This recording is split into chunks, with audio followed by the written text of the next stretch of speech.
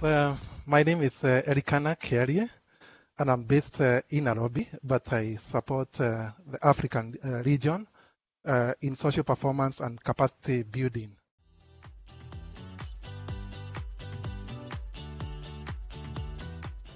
Yes, the pandemic have really affected the way I was doing work before, because now there's no physical monitoring. I can't go to the partners.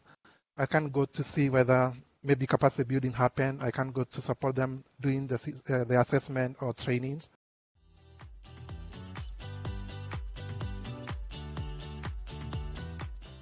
This pandemic has really affected, let's say, almost all the partners. If you take an example like a microfinance organization that relied on solidarity group methodology, that means they can't go and collect the money because of social distance. A number of business has also been affected. For example, some of the MFIs fund SME in tourism. Like now there's no transport. People cannot move. The airports are closed. So those SME have been really affected. Business that have not been fully affected, we can say it's the agriculture. People involved in the food businesses.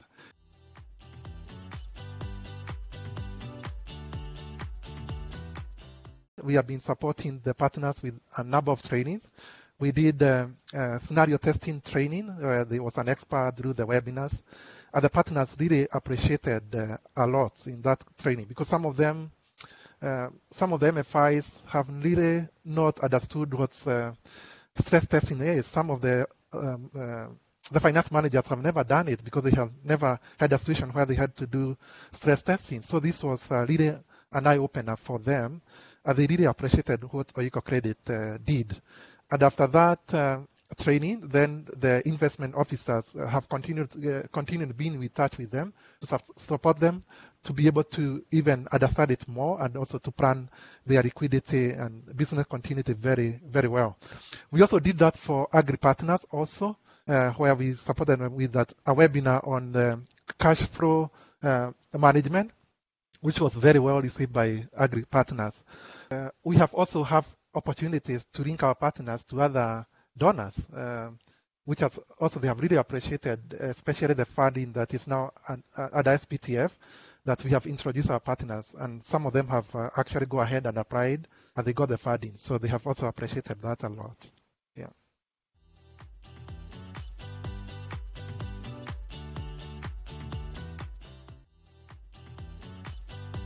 One of the most motivating things for me is to see quite a number of partners that have gone out of their way to really show that they don't always mind about the money, but also mind what happened to the ed borrowers and also the farmers, the ed farmers.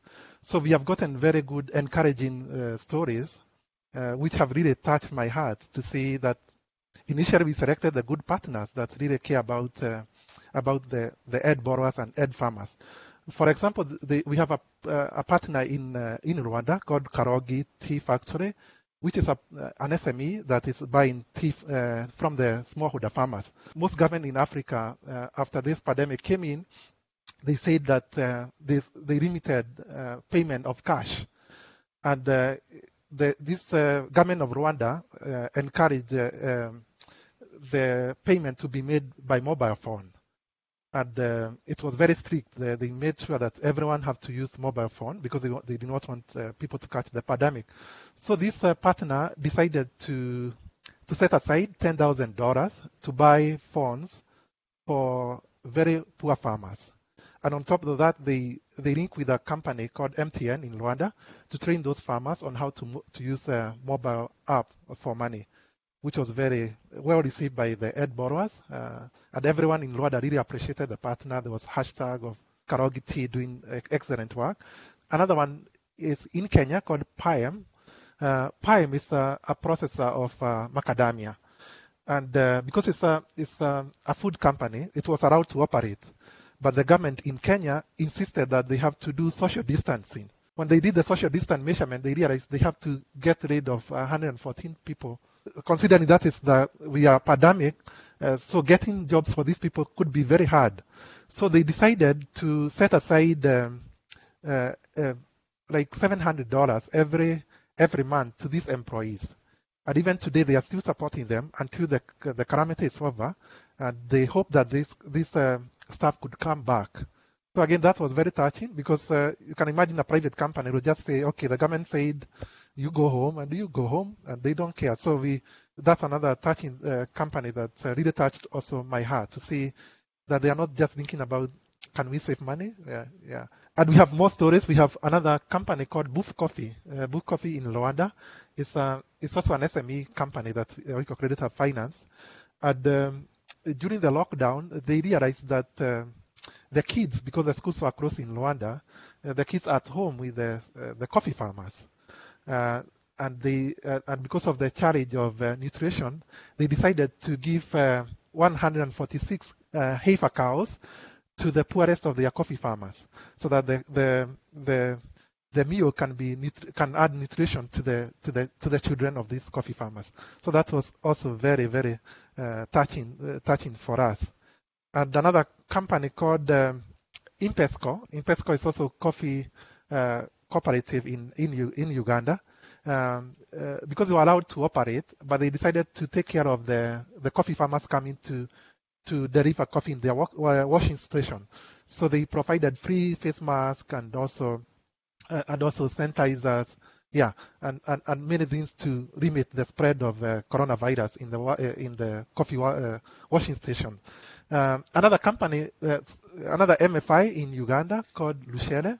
Luchere decided to, because of, as I said earlier, there was a close of a number of businesses that could not operate because of pandemic, but there was also new opportunities for food business, banana business. So what they did is they decided to have a new loan to finance new business like in food, so that if a client was changing to a new business, then they got loan to move into the business that is booming. Yeah. So that was again very creative idea, and we are encouraged by that.